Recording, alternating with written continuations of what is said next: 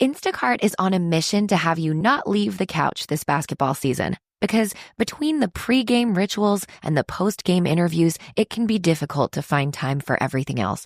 So let Instacart take care of your game day snacks or weekly restocks and get delivery in as fast as 30 minutes. Because we hear it's bad luck to be hungry on game day. So download the Instacart app today and enjoy $0 delivery fees on your first 3 orders. Service fees apply for 3 orders in 14 days, excludes restaurants. I can't tell you how often I hear, oh, I'm a little OCD. I like things neat. That's not OCD. I'm Howie Mandel, and I know this because I have OCD. Actual OCD causes relentless unwanted thoughts. What if I did something terrible and forgot? What if I'm a bad person? Why am I thinking this terrible thing? It makes you question absolutely everything, and you'll do anything to feel better. OCD is debilitating, but it's also highly treatable with the right kind of therapy. Regular talk therapy doesn't cut it. OCD needs specialized therapy. That's why I want to tell you about NoCD. NoCD is the world's largest virtual therapy provider for OCD. Their licensed therapists provide specialized therapy virtually, and it's covered by insurance for over 155 million Americans. If you think you might be struggling with OCD, visit nocd.com to schedule a free 15-minute call and learn more. That's nocd.com.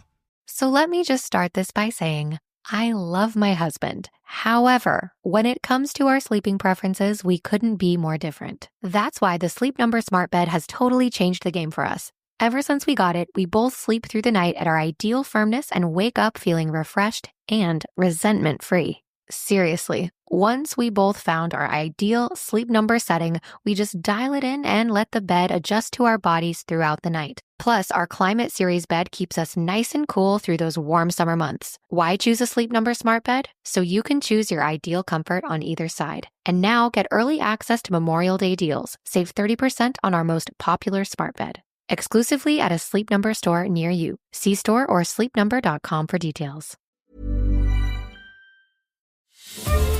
Welcome to Aran Island Discs, a podcast series where we talk to Irish people from different walks of life as they reflect on their own journeys. Join me, Russell McDermott, as we explore the many aspects of Irishness and what it means to each of our guests through life's ups and downs. Dick Spring, welcome to Aran Island Discs. Russell, thank you very much. I'm glad to join you for a little discourse. Yeah, and is it your first time to Aran Islands, or have you been there before? I've been there on 3 occasions, actually, going back as far as 1981. We had one child at the time, Aran, our eldest. He was about 4 months. He was born in May, and we thought he'd be, a summer baby, but sure, we had to hide him from the sun for the first few months. But we went over on their Aran flight, a very quaint pilot.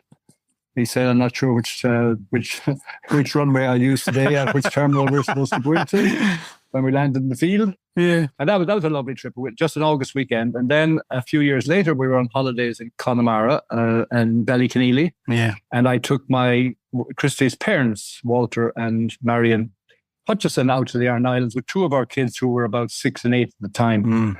And we got on a Jarvie to go out to the Dunaingus. And of course, the Jarvie heard the American accents, and I was in mufti. I had a big hat on and big glasses. Yeah. And, he spun a few stories all the way out to Dunaingus. He was spinning it like it was, for the American, amusing the Americans. Yeah. So anyway, we arrived at Dunaingus, and as we were getting off the carriage, I took off my hat and my glasses, and I said to him, Scalum took a bit or all, listen Americanic, and Punkani. Yeah. And he looked at me and he said, well, it's too fain. Walter Gang. Yeah. He got a laugh out of it. He knew he was tricked, and I had been listening to all the BS on the way out to Dunaingus. But great place, the Aran Islands, I have to say. Christy and I got out to Inishman then on another trip. And there's something lovely about the Aran Islands, the rocks, the fields. It's the wildness, isn't it? The wildness, the barrenness. If the weather's good, absolutely. It's fantastic. On a bad day, I've never been there on a bad day, Dick, but on a good day, it's stunning. No, we've had the same, We were out by boat on the other 2 trips. So it's a lovely place. And, I think you were asking, is there any other place of the Dingle Peninsula, which I'm looking across at here in Tralee Bay. Yeah. We have a great affinity with the Dingle Peninsula. My grandkids have this fascination about Tom Crean and about his adventures. And if we, even last week, one was here from Scotland, and we had to take him out to the South Pole Inn. Yeah. He wanted to see the South Pole Inn where Tom Crean, spent his life after he returned from those amazing adventures. I mean, it's an amazing story. It was on the TV recently. I watched that as well. Yeah, it's actually incredible what they put themselves through. Absolutely. I mean, horrendous stuff. Yeah. And I actually, on one occasion, we visited a little cottage out in Garnadur, halfway to Dingle, where he actually went and signed up for the British Navy. Wow. And I think there's a story that he actually told him he was 16 as opposed to he was only 15. And he had to be 16, but off he went, and what an adventure, Yeah. The other fascinating place down here, of course, is Skellig Michael. Yeah. And I took a Dutch foreign minister out there one day, and he said he had an existential experience. So I've been trying to discover that ever since. But, I've never been. I've seen him for a distance. I haven't climbed all those steps. Yeah. I had promised my Kiwi grandchildren that we might climb it this summer when they come here, but we can't. They can't. They're too young. Yeah. So I said we'll take them around, and they can look at it and come back when they're slightly older. They can have it's a phenomenal place. I mean, you do get that sense of prayer, serenity. I mean, just to spend 400 years out there, the monks, it was quite an amazing achievement again, But they did, and it's there. And I don't like its association with a certain modern phenomenon called Star Wars. But be that as it may. Never heard of Star Wars. No, we won't discuss that. Let's keep that. Maybe something be with you, we won't discuss it. And how do you describe yourself, Dick? Your passport, to people you meet in the elevator who don't know, your hat's off. Retired, company director, one or the other. I feel too young to be fully retired, to be honest. Yeah.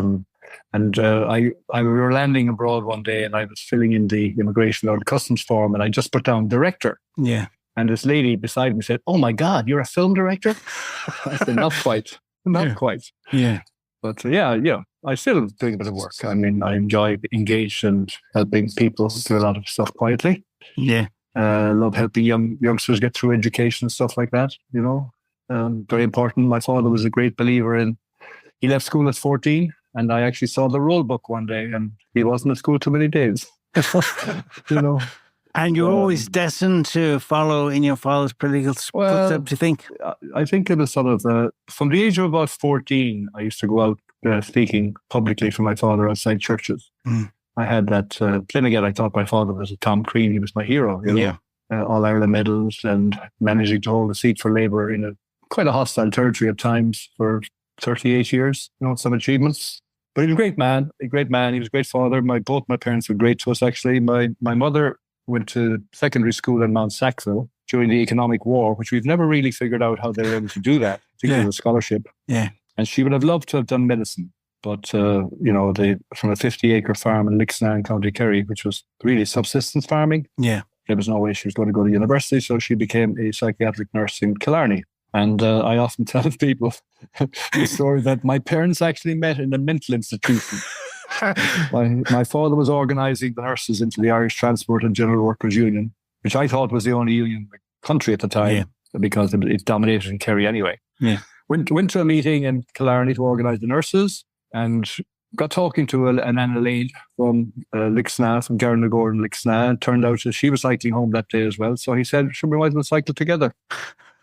And by the time they got to Tralee, she said, my mother used to tell us, he pretended he owned every field near Tralee. I'd say he hardly owned the bicycle he was on at the time, But the rest is history. It was good. He inculcated that sense of society, the worker, labour. That was always your your future. Yeah, it was. It was all about helping people to improve circumstances. And, the 50s were pretty grim. The 60s were grim. And we're probably the lucky generation. We got all the opportunities in terms of education, boarding school, college, Trinity, anything you wanted to do, the law library. That was a whole new, opportunity. Yeah. But my mother was determined that all of us would get as much education as possible. And if anybody had an interest in politics, he'd have to have something that he could go back to. Yeah. So the law library was the option there, And where did Ross Gray come into the picture then, Dick? Ross Gray... did anyone in your family go there? No, I was the first. My older brother Arthur, sadly, has passed away. He went to Closs to Eastagon in Ballyvourney. The plan was that he was going to be a national school teacher. Mm. But by the time he was 18, he wanted to do medicine. So my mother went down to the local bank, Irish National Bank, and spoke to the bank manager. And this great Irish concept of overdraft was facilitated. And my brother went to UCC to medicine, and I think he might have been fulfilling my mother's dream as well. Became a great doctor. He was a super doctor to all my kids when he was around. We miss him. But, with Roscrea, there were 2 engineers in Kerry County Council, and both of them were sending their kids to Roscrea. So my father got talking to them, and they said, the Cistercian monks, great people. And I remember the first day, my father took me to Roscrea to do the entrance exam. And then we stopped outside this big mausoleum of the building. And I got out of the car and I was about to go up the steps, and I said, there was a monk standing there, and I said, my name is Richard Spring from Tralee, County Kerry. And he said, are you anything to the footballer Dan Spring? So I turned around and said, would you like to meet him? Wow. Now, the priest happened to be Father Andrew, who was an uncle of Brian Cowan. Yeah. So in a very small world we live in. There's a hurling coach, Andrew, and it's good. But Cistercian College was a great experience, and I'm still quite involved with Cistercians. You may be aware they made a ruling recently that they would amalgamate 3 monasteries, Mellery, Mellifont and Roscrea, and thankfully they're all have moved to Roscrea actually in recent months. So hopefully that will mean the survival of Our Lady of Silence, which the monastery is called now. Yeah. And the school is doing very well. I know Colin Maloney, Yeah, no, he's a super guy. Yeah. I mean, he's what you want in education in Ireland. Is a very considerate guy and very ambitious for the school and visionary in many ways. Yeah, absolutely, a visionary. And he's what we're so pleased with Colin. Yeah, we're supporting him in every way we can. So good. He's good. Yeah, and I think he's securing the future of the college as well. Which is important in this day and age because, Oh, absolutely. I did Congo's thing, Dick, and you wonder where they sit in the new world looking forward. Yeah. Do you know what I mean? Yeah. No, I think that, you just have to adjust to change circumstances. Yeah. And, definitely open and receptive to that. Absolutely. Yeah. Nothing stays the same. Everything changes and you have to move with the times, And that's where you got the rugby thing left the GAA half behind. Would you believe for the first 2.5 years in Roscrea, I didn't play rugby. I thought it was a stupid game. They were wallowing around in the muck.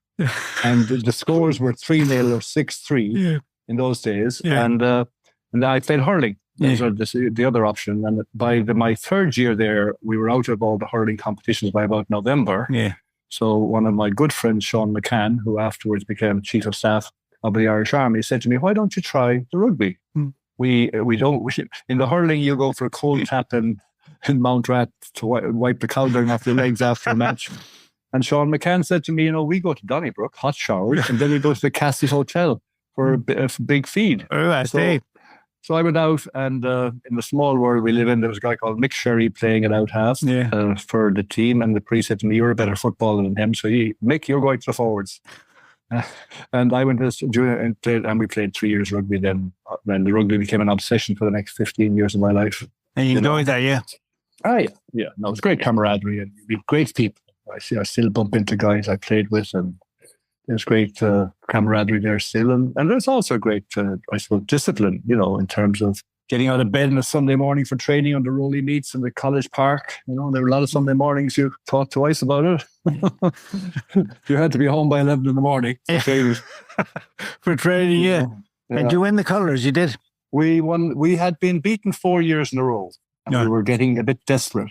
And I became captain, and we went out and we beat UCD. We beat them, I think, about 14-6. Yeah.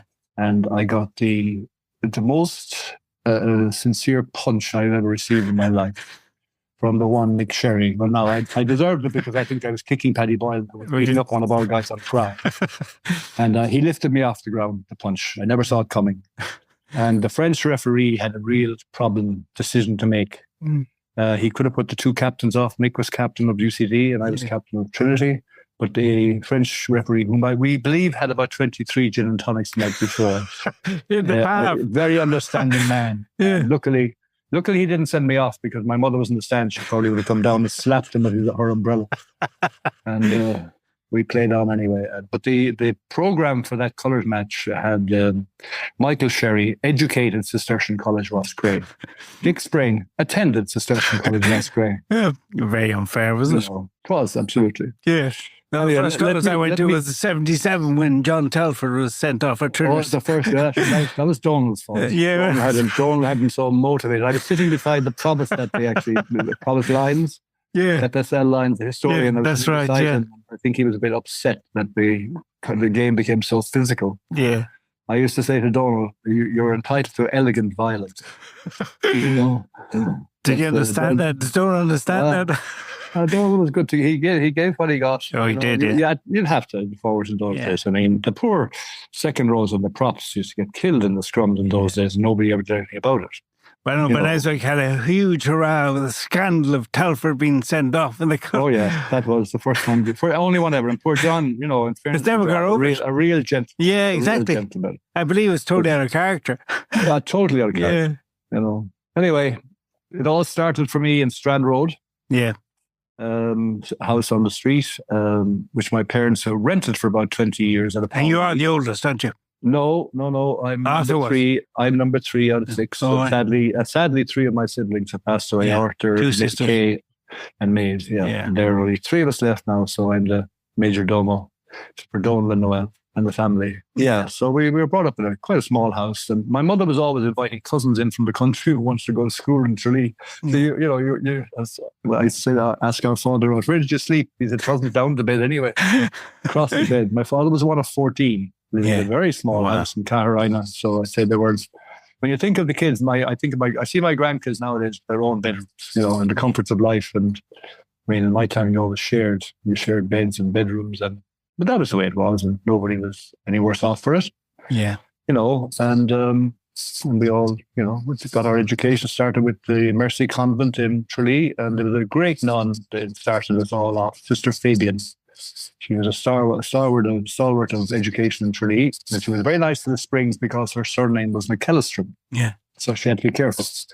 And not only did she teach all of my 5 siblings and myself, but our daughter Laura ended up in school with her many years later. And of course, when it came to the Christmas play, which they were having on a Wednesday, I couldn't attend on a Wednesday because I thought I had to save the world in Dáil Éireann at that time. But Sister Fabian asked Christy, she said, what day would Dick be home? And Christy said, well, he's usually in Tralee on a Monday. So I said, we'll have the play again on a Monday. So I had to go to see the play at lunchtime on a Monday, especially put on for me. But she was a great nun, and they were great people in education, in fairness.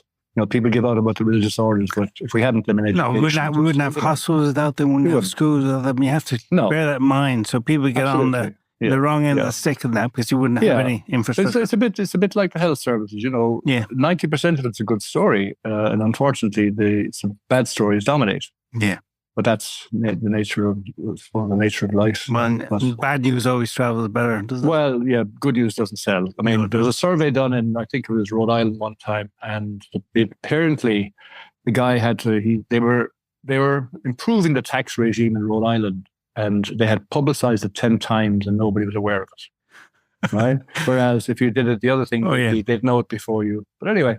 Where's Christy from? Is she from? Christy's from Virginia, USA, and her background is her mother's background is German-Russian. Yeah, and luckily they got away from the Volga region in the 1880s and headed for Nebraska, and ended up in Colorado.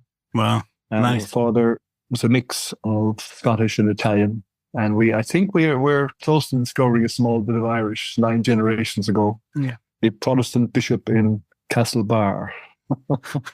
So we have to do a bit more investigation there. Yeah, but she's been in Ireland now more and not very proud of America these days. I can assure you. Yeah, we'll leave that for later on when you talk about who you got in Ballybunny. Yeah, it's depressing. Yeah. Well, how long were you in New York? 2 years. 2 years. 2 years. But different times, weren't they? Oh, absolutely, yeah. And once you were Irish and you were white and you were working, nobody bothered you. Most of our customers in the bar were cops anyway. You know? And then you were status, and they were very friendly, and that was it. But change times everywhere, really. I did 10 years in Boston in the 90s. Yeah, all right. And I would go city. back now, but it's very different. It's just not the same. Well, I nearly drowned in Boston one day when a New York Rugby Club were playing Boston. And so there were pools of water on the pitch. And I got caught in the bottom of a ruck and I was stuck inside in the water. Luckily, they broke up the ruck. It would have been a bit of history. Yeah. You're always destined to come back then after that and your time in London we came back to do the politics. We came back to Dublin, lived in Dublin for a few years, which I think was a smart move on my part, because if we'd come straight back to Kerry, I'm not sure it would have worked. So we had to break it in. But Dublin, we had a great few years in Dublin. I joined Lansdowne. I started practicing at the bar. Christy worked with John O'God's in Newtown Park Avenue. We had some great friends there. So we then came back down. We had three good years and one bad rugby year, and then 2 good years rugby and won the cup twice in a row in Lansdowne. And then we headed back down. I had one last year of rugby in Tralee. I captained the club. And then when I became a junior minister, I thought I was 31. I wanted to play rugby till I was 55, right? Yeah. And we were down in Skibbereen at the start of the season. And I was caught in a ruck. I was out half in Tralee. I was caught in a ruck. And I try not to be vulgar, but the Skibbereen players were rather vulgar, saying, I have his head. I have the minister. And I came off the pitch that day and said to myself, I think it's over. Yeah. No, I read that story. It makes I mean, once they knew who you were, you got every week. You were gone. Yeah. I wouldn't mind, but one of the guys who was trying to beat me up was the son of Michael Pat Murphy, the Labour TD for Cork Southwest. No alliances there. No. And would you go into politics today? I would have great difficulty recommending it, unfortunately. Social media is destroying politics. You reckon that's part of it? Absolutely. I mean, it's very difficult, and I don't envy the task of being involved in politics on a day-to-day basis. I mean, it's changed so much, like from my father's time, even from my time. In my father's time, there was respect. There was great respect for all the politicians. You know, they were revered to an extent, but not anymore. You know, and it's a tough challenge now. It really is. And you'd have to worry for the future of society. I mean, when we were growing up in Kerry, I think to my best of my memory, there was one murder in my childhood, the famous Morris Moore. Yeah. Which John B. Keane went on to write the field about. Yeah. And that was, but now every morning, practically every morning now, it's a body found in Kildare, a body found in Kerry, whatever. Violence has become the order of the day, the norm, knives and guns even, and the criminality, the gangs who've taken over parts of Dublin. This is really threatening for society, and it's something we have to take head on, the challenge. And if somebody came to you, your nephew tried, Yeah, he was in the Dáil for one term. And was he discouraged, regardless of holding your seat down? At the end, the end is going to come at some point. Well, yeah. The other thing is that it's really tough on families. In the busy days, one day I happened to go out to my garage, my old house, and I saw that somebody had obviously gone up in the attic and come down through one of the panels, right? There was a panel that they'd stood on. Yeah. So at the dinner that night, I said to the kids, guys, I want to know who did it. They all went, did what that? And I said, who went up in the attic and came down through the panel? And they said, Dad, that happened 2 years ago. I was unaware of, Shame. And when we went back into government in 92, I promised myself and I promised Christy that I would not go back on the merry-go-round that I'd been on between 82 and 87, which was, you were going 7 days a week, and I promised her I would slow it down and try and keep normal hours and try and save time for the family. About 2 weeks later, we were having dinner, and whatever happened, Christy put down the knife and fork and said, "Stop it." And I said, "Stop what?" And she said, "You're treating us like civil servants." I was flying, And that's the way it was. Would she call you Richard in those moments, or Dick? No, Dick. My mother's friends in Strand Road, where we were brought up, would still call me Richard even to, a few years ago. They never got over the change. Yeah. I was Richard. But isn't it sad, the public life, the commitment? I mean, you look back at your achievements, the ups and the downs, you've had a fair share in the political world, the good things, the bad things. But you must reflect on it overall, positively, what you brought people to do. Yeah, if you, as a matter of judgment, I would say, we improved people's lives substantially. We did a lot of social good. And, the test in life, as somebody said to me once, is, can you leave a place better than when you found it? And if you were to ask me, I would say personally, I was quite satisfied with my watch and what was achieved. There was a lot achieved in Kerry, a lot achieved in Ireland. We made good progress. We're 40 years now from the Anglo-Irish Agreement, 1985, which was the real catalyst and opened the door for the 1998 agreement and the peace in Northern Ireland. So, if you were to ask me why do you go into politics, I said there were two reasons I was going into politics. One was to improve people's lives and provide jobs. And the second one was, could we do something about peace in Ireland? They were my two big motivators. And I'd like to think that I get a pass mark on both. I think you would. I mean, and the spring tide, okay. Yeah. You had the power then to do things which did change the place? Absolutely. I mean, the 90s, both governments that were in the 90s were really the start of the Celtic Tiger. But it shouldn't have been allowed to get as boomier as it did. Unfortunately. Yeah, well, you could say the same again. My priorities on housing and stuff need to be addressed. Well, that's the real challenge. Yeah. And I'm actually working with some people at the moment looking at the housing area because it's one very close to my heart. I think that if young people don't see a way of getting housing, it's the one thing that Irish people are very attached to, probably because of our history. So let me just start this by saying, I love my husband. However, when it comes to our sleeping preferences, we couldn't be more different. That's why the Sleep Number Smart Bed has totally changed the game for us. Ever since we got it, we both sleep through the night at our ideal firmness and wake up feeling refreshed and resentment-free. Seriously, once we both found our ideal sleep number setting, we just dial it in and let the bed adjust to our bodies throughout the night. Plus, our Climate Series bed keeps us nice and cool through those warm summer months. Why choose a Sleep Number Smart Bed? So you can choose your ideal comfort on either side. And now get early access to Memorial Day deals. Save 30% on our most popular smart bed. Exclusively at a Sleep Number store near you. See store or sleepnumber.com for details. I can't tell you how often I hear, oh, I'm a little OCD. I like things neat. That's not OCD. I'm Howie Mandel, and I know this because I have OCD. Actual OCD causes relentless unwanted thoughts. What if I did something terrible and forgot? What if I'm a bad person? Why am I thinking this terrible thing? It makes you question absolutely everything, and you'll do anything to feel better.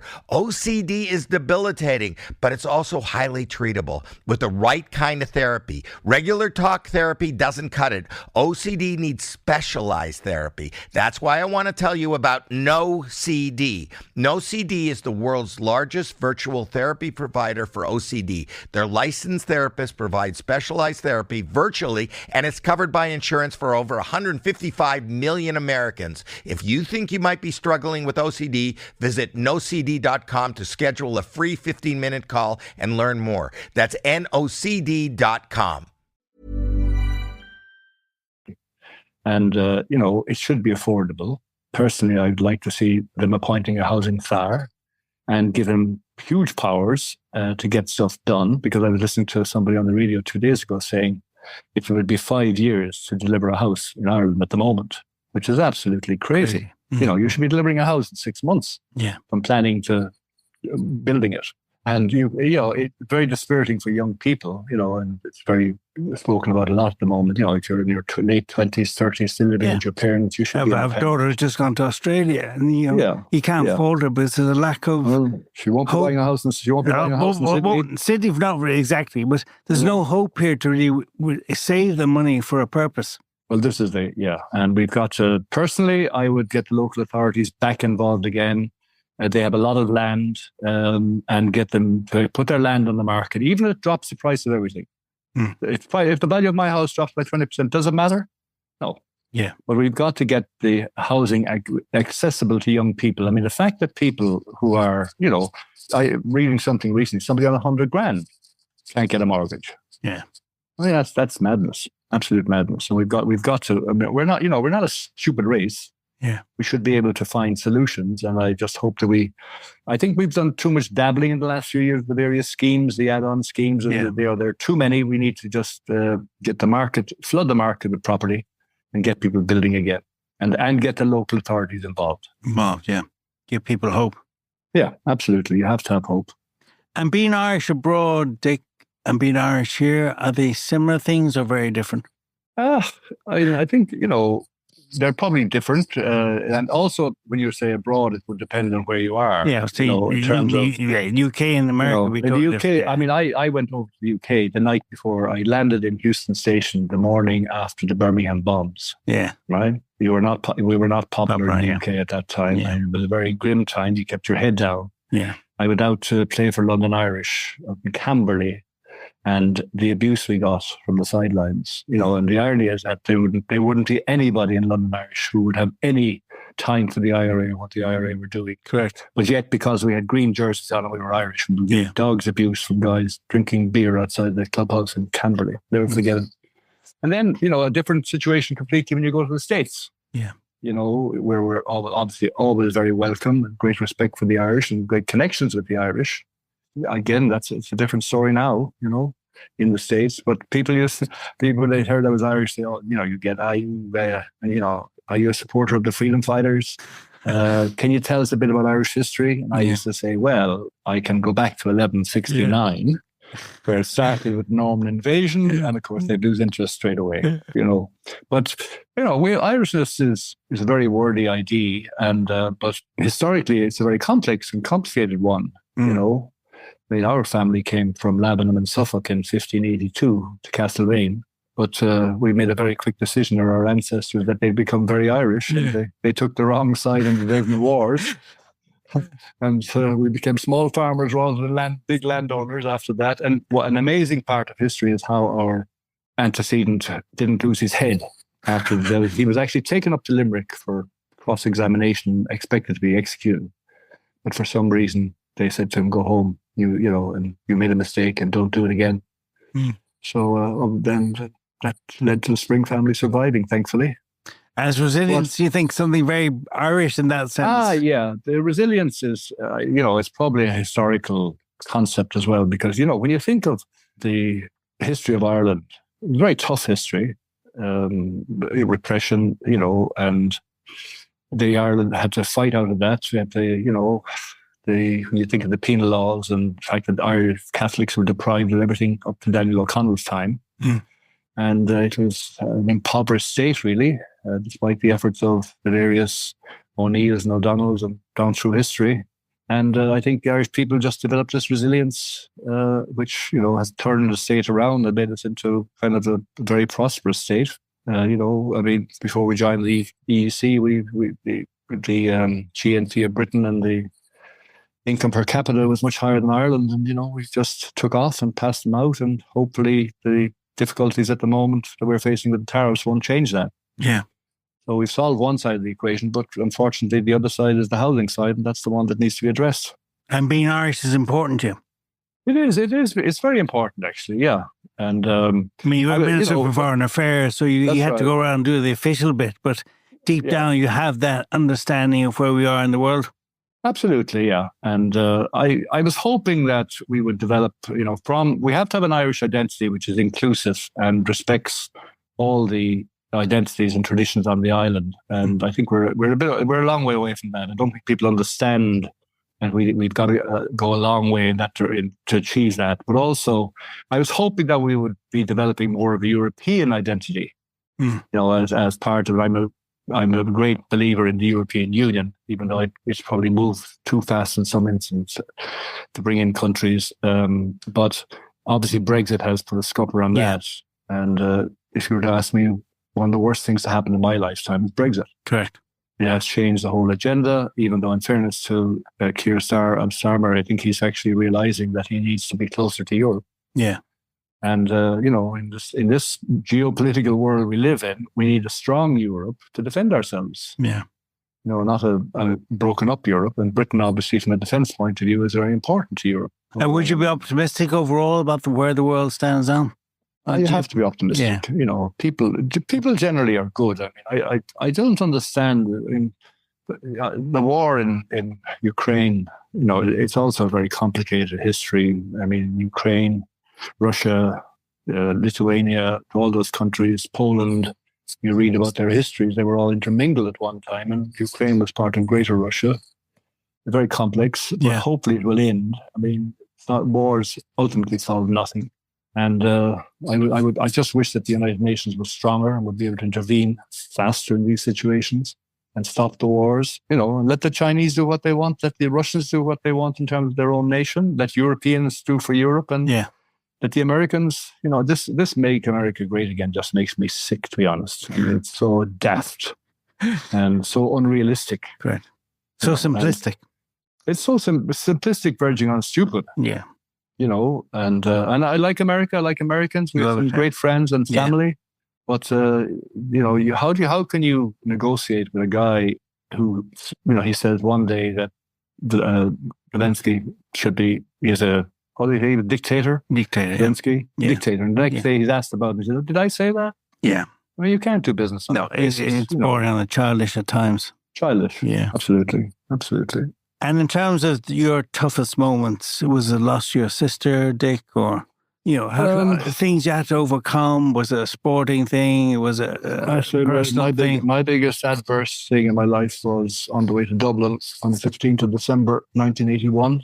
I left early because I wanted to go to the Four Courts because one of the courthouses had been burnt. There was a fire, and one of my colleagues asked me would I go down there. I was in justice at the time, so my presence there might speed up the OPW to repair it. And on the way to Dublin, we turned on the radio in the car at 6:30, which was the start of RT at that time. They said there's a bit of frost around Portlaoise. So I said to the driver it'll be well gone by the time we get to Portlaoise. It was. I didn't get to Portlaoise for 2 days later.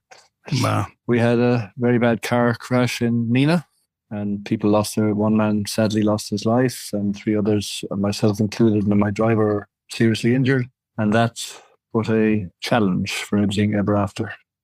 Challenging, difficult, and something that you just see it happening again and again. And I feel very sorry for people caught up again this morning, another young teenager killed in a road crash. But the roads are dangerous these days. And does that still rattle around in your head, Dick? It does, yeah. It's an experience that the first thing was I was really lucky to get out of it alive. I was very close to going. And thanks to the great work by Frank Dowling, orthopedic surgeon in the hospital opposite Houston Station, Dr. Stevens. Yeah. And he put me together again.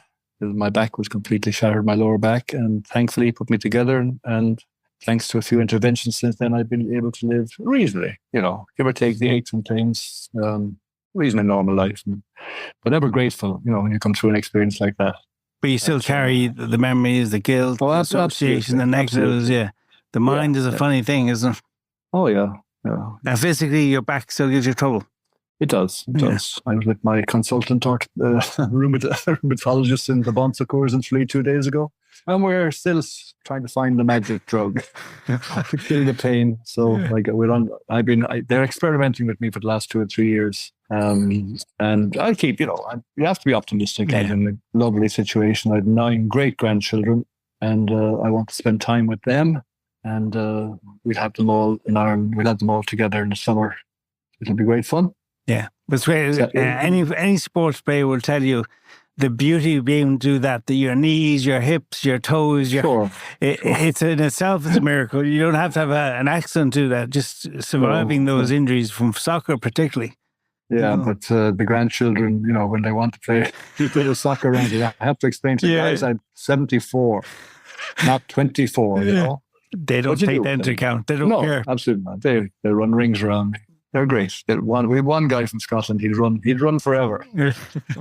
And the highs, would they be political moments?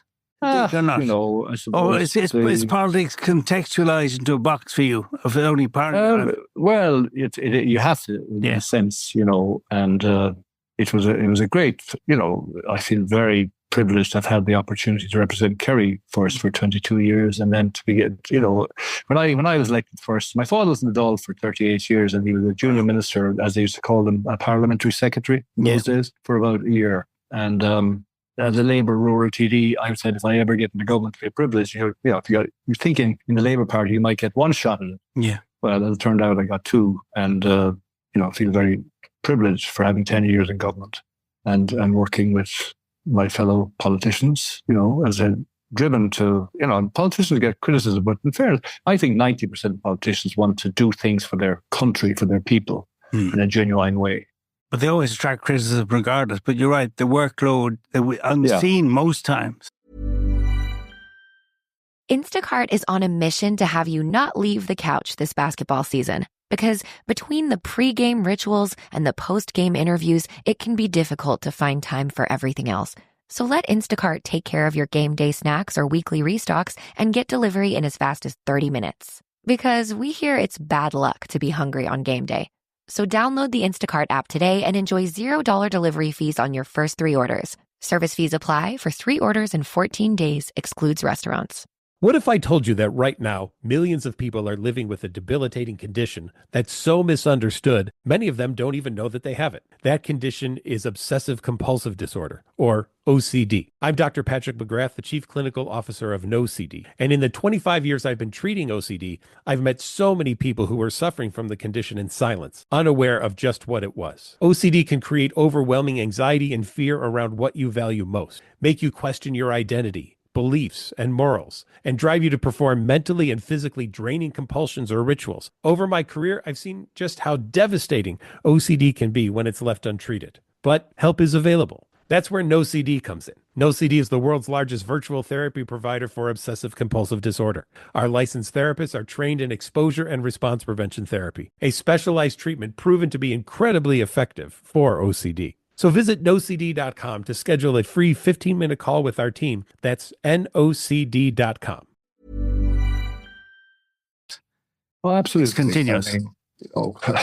I used to get criticized for using the government jet, and people say to me, I remember that now, yeah.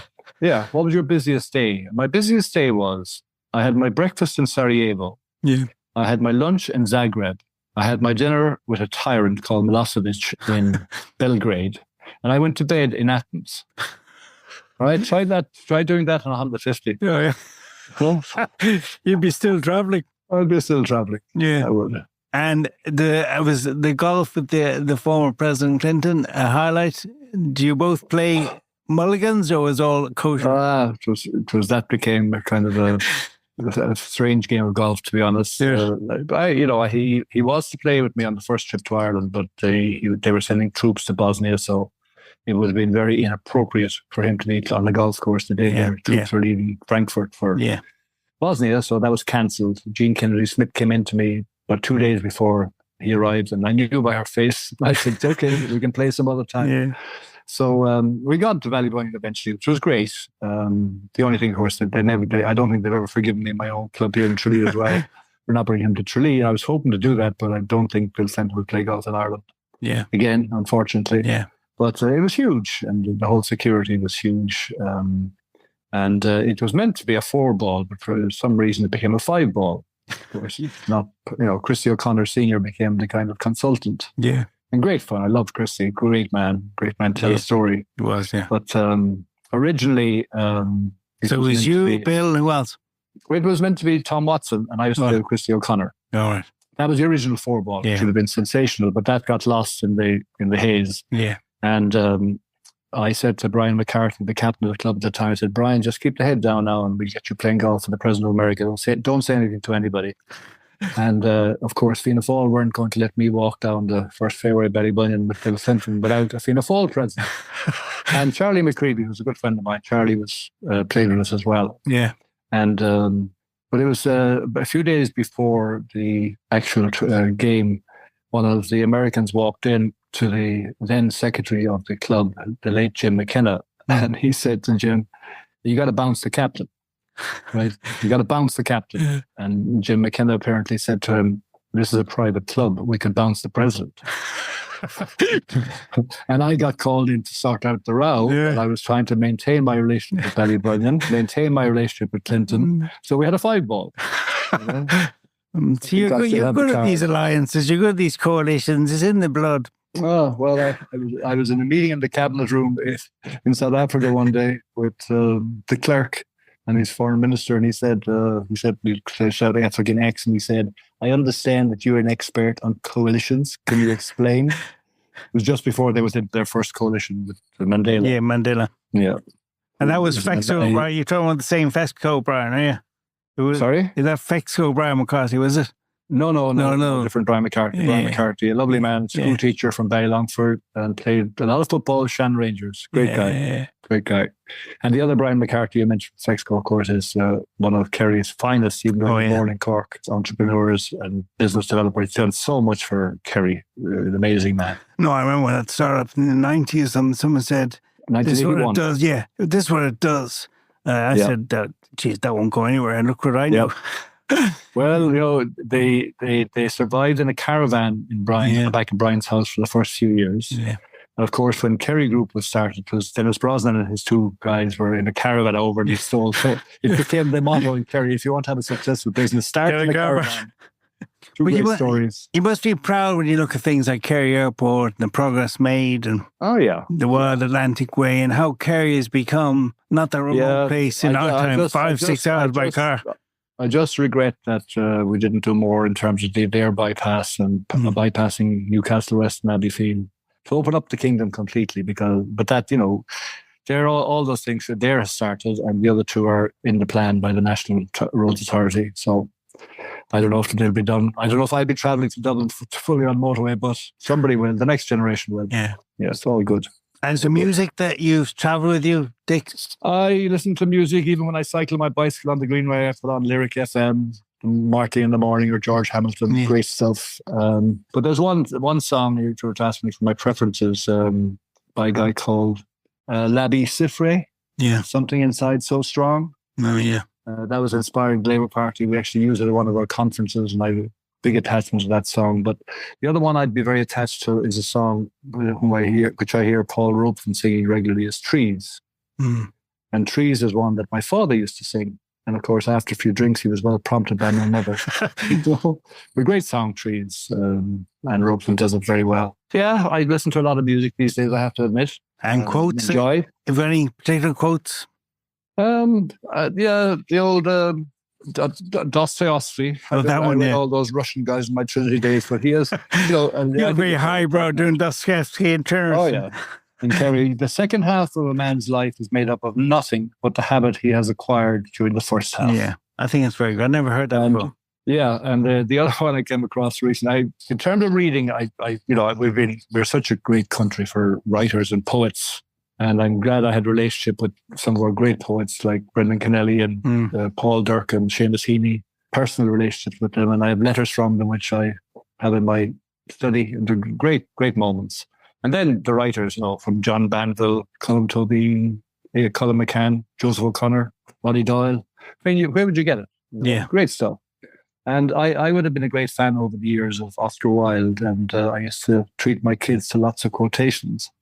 But unfortunately, Christy took Laura to, I think it was the importance of being earnest. Yeah. And Laura came home and said, "Dad, it's over. It's over. Now I know where you get all your quotations done." So, the poetry is great as well. I mean, we're just such a fortunate country in terms of what we produce. Yeah, as he says, being Irish, she had an abiding sense of tragedy. Which all our wars are happy enough. Yeah. All our parties are sad. Yeah, exactly. Yeah. And do we overdo death and mourning? No, I don't think so. See, I think the first thing is, depending on the circumstances. I mean, I hate to see young people being taken away all too soon, which happens obviously sadly in families. And if on the other score, if you've lived the full life, 3 score plus whatever the bonus is, you can celebrate that. And I think there was a lady died in Tralee a few years ago, and the message went out that she didn't want anybody wearing dark clothes. Yeah. Come to the funeral with the brightest outfits you have in the house. Yeah. Which people did. Yeah. And I think it's out of respect for the deceased, really, and circumstances are different, and people get taken, younger. It's really tough on families. It's really good, in terms of older people passing away, having lived a full life. I think it's worth celebrating. Yeah. And it's very different in different countries. In England, it takes 2 or 3 weeks till That's right. Right. In Spain, you're gone within 24 hours. So that's right. We do have a nice way of waiting for people to travel abroad, come back. Oh, yeah. In the Arab world, even the leaders of the Arab world, they're buried in 24 hours without any commotion. Correct.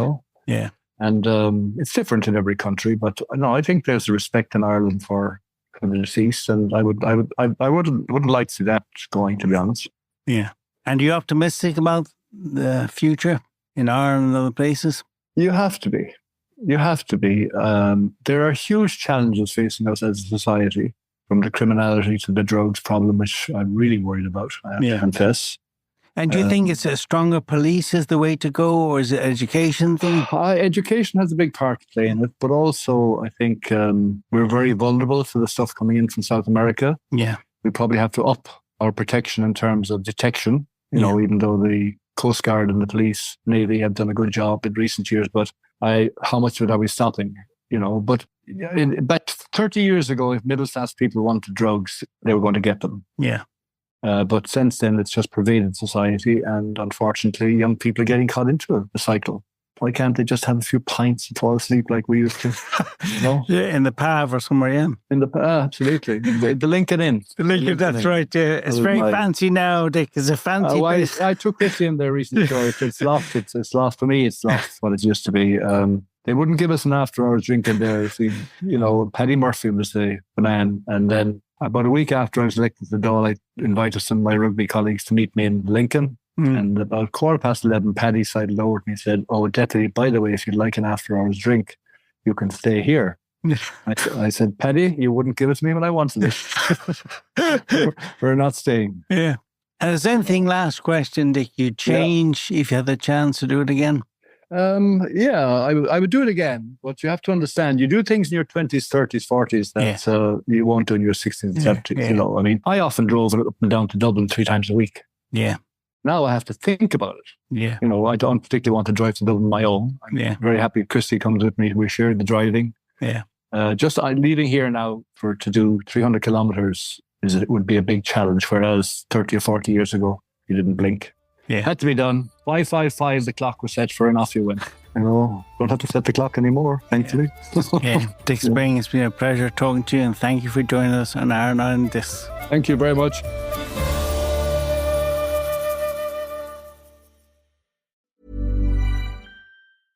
This podcast is brought to you by Aura. Imagine waking up to find your bank account drained, bills for loans you never took out, a warrant for your arrest, all because someone stole your identity. Hackers aren't waiting. Why are you? That's why we're thrilled to partner with Aura. Your personal data is a goldmine for hackers, and Aura helps lock it down. Aura monitors the dark web, blocks data brokers from selling your information, includes a VPN for private browsing, and a password manager to secure your accounts before criminals break in. For a limited time, Aura is offering our listeners a 14-day free trial plus a dark web scan to check if your personal information has been leaked, all for free at aura.com/safety. That's aura.com/safety to sign up and start protecting yourself and your loved ones. That's aura.com/safety. Terms apply. Check the site for details.